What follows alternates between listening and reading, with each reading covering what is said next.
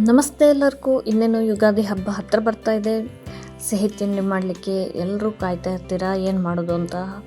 ಹಬ್ಬಕ್ಕೆಂದು ತುಂಬ ಸ್ಪೆಷಲ್ಲಾಗಿ ಸಿಂಪಲ್ ಆದಂತಹ ಲಡ್ಡು ಮಾಡ್ತಾ ಇದ್ದೇನೆ. ಮಕ್ಕಳಿಗೆ, ಹಿರಿಯರಿಗೆ, ಮಹಿಳೆಯರಿಗೆ, ಹಾಗೆ ಕ್ಯಾಲ್ಶಿಯಂ ರಕ್ತಹೀನತೆಯಿಂದ ಬಳಲುವವರಿಗೂ ತುಂಬ ಉಪಯುಕ್ತಕಾರಿಯಾಗಿರುವಂತಹ, ತುಂಬ ಸಿಂಪಲ್ ಆದಂತಹ, ಬೇಗನೆ ಮಾಡಬಹುದಾದಂತಹ ಒಂದು ಆರೋಗ್ಯಕರ ಲಡ್ಡು. ಇದು ಮಾಡಲು 1 ಕಪ್ನಷ್ಟು ಹಸಿ ಶೇಂಗಾ, 1 ಕಪ್ನಷ್ಟು ಬಿಳಿ ಎಳ್ಳು ಮತ್ತು 1 ಕಪ್ನಷ್ಟು ಗಟ್ಟಿ ಅವಲಕ್ಕಿಯನ್ನು ತಗೊಂಡಿದ್ದೇನೆ. ಮೊದಲಿಗೆ ಇದನ್ನೆಲ್ಲ ಹುರ್ಕೊಳ್ಬೇಕು. ನಾನು ಮೊದಲಿಗೆ ಮಧ್ಯಮ ಉರಿಯಲ್ಲಿ ಶೇಂಗಾವನ್ನು ಕರಚದಂತೆ ಹುರ್ಕೊಳ್ತಾ ಇದ್ದೇನೆ.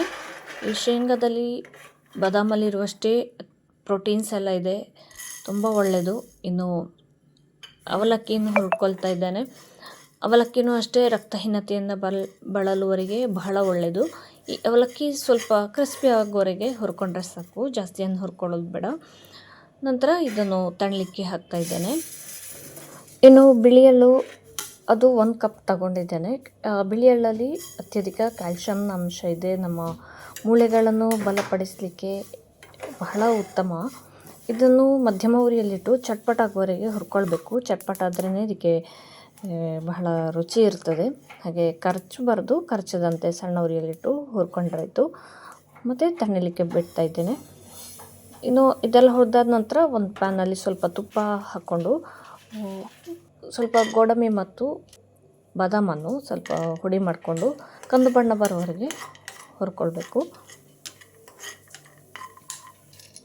ಶೇಂಗದ್ದು ಆದಷ್ಟು ಸಿಪ್ಪೆಲ್ಲ ತೆಗೆದಿಟ್ಟಿದ್ದೇನೆ, ಕೆಲವು ಒಂಚೂರು ಬಾಕಿಯಾಗಿದೆ, ಆದರೂ ಪರವಾಗಿಲ್ಲ. ಇದನ್ನು ಅಷ್ಟೇ ಮಿಕ್ಸಿಗೆ ಹಾಕ್ಕೊಂಡು ಸ್ವಲ್ಪ ದೊರಗಾಗಿ ಪುಡಿ ಮಾಡ್ಕೊಳ್ಬೇಕು. ತುಂಬ ನುಣ್ಣಗೆ ನೈಸ್ ಮಾಡೋದು ಬೇಡ, ದೊರಗೆ ಇರಬೇಕು, ಅದರೇ ಇದಕ್ಕೆ ರುಚಿ. ಮಿಕ್ಸಿಯಲ್ಲಿ ಜಸ್ಟ್ 2 ರೌಂಡ್ ತಿರುಗಿಸಿದ್ರೆ ಸಾಕಾಗ್ತದೆ. ಇನ್ನು ಅವಲಕ್ಕಿಯನ್ನು ನುಣ್ಣಗೆ ಪುಡಿ ಮಾಡಿ ಇಟ್ಕೊಂಡಿದ್ದೇನೆ. ಹುರಿದಂತಹ ಎಳ್ಳು ಅನ್ನು ಅಷ್ಟೇ ಇದರಲ್ಲಿ ಒಂದು 6-7 ಚಮಚದಷ್ಟು ಎಳ್ಳನ್ನು ತೆಗೆದಿಟ್ಟು ಬಾಕಿಯೆಲ್ಲ ಇದು ನುಣ್ಣಗೆ ಹುಡಿ ಮಾಡಿದ್ದೇನೆ. ನುಣ್ಣಗೆ ಹುಡಿ ಮಾಡಿ ನಂತರ ಪುಡಿ ಮಾಡಿದ ಎಳ್ಳು ಮತ್ತು ತೆಗೆದಿಟ್ಟ ಎಳ್ಳೆರಡನ್ನು ಸೇರಿಸ್ತಾ ಇದ್ದೇನೆ.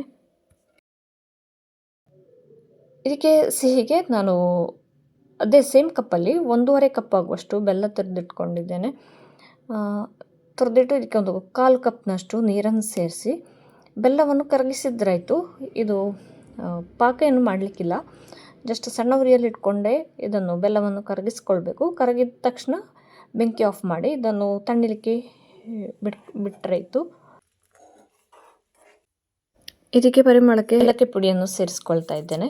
1-2 ಚಮಚದಷ್ಟು ಏಲಕ್ಕಿ ಪುಡಿಯನ್ನು ಸೇರಿಸಿ ನಂತರ ಹುರಿದಿಟ್ಟಂತಹ ಗೋಡಂಬಿ ಮತ್ತು ಬಾದಾಮಿಯನ್ನು ಹಾಕ್ಕೊಂಡು ಚೆನ್ನಾಗಿ ಮಿಕ್ಸ್ ಮಾಡ್ಕೊಂಡ್ರಾಯಿತು. ಇನ್ನು ಕರಗಿಸಿದ ಬೆಲ್ಲ ತಣ್ಣ ನಂತರ ಅದನ್ನು ಸೇರಿಸ್ಕೊಳ್ಬೇಕು. ಹದ ಬಿಸಿ ಇರುವಾಗ ಸೇರಿಸ್ಕೊಂಡು ಕಲಸಿದ್ರಾಯಿತು. ತುಂಬ ಬಿಸಿ ಇದ್ದರೆ ಕಲಿಸ್ಲಿಕ್ಕೂ ಕಷ್ಟ ಆಗ್ತದೆ, ಅಂದರೆ ಕೈಯೆಲ್ಲ ಸುಟ್ಟು ಹೋಗ್ಬೋದು. ಹಾಗೆ ಬೆಲ್ಲವನ್ನು ಸರಿಯಾಗಿ ಮಿಕ್ಸ್ ಮಾಡಿ ಆದ ನಂತರ ಇದಕ್ಕೆ 4-5 ಚಮಚದಷ್ಟು ತುಪ್ಪವನ್ನು ಬಿಸಿ ಮಾಡಿ ಸೇರಿಸ್ಕೊಳ್ಬೇಕು. ಆದಷ್ಟು ಫ್ರೆಶ್ ತುಪ್ಪವನ್ನು ಸೇರಿಸಿದರೆ ಒಳ್ಳೆಯದು, ಟೇಸ್ಟ್ ಕೂಡ ತುಂಬ ಚೆನ್ನಾಗಿರ್ತದೆ.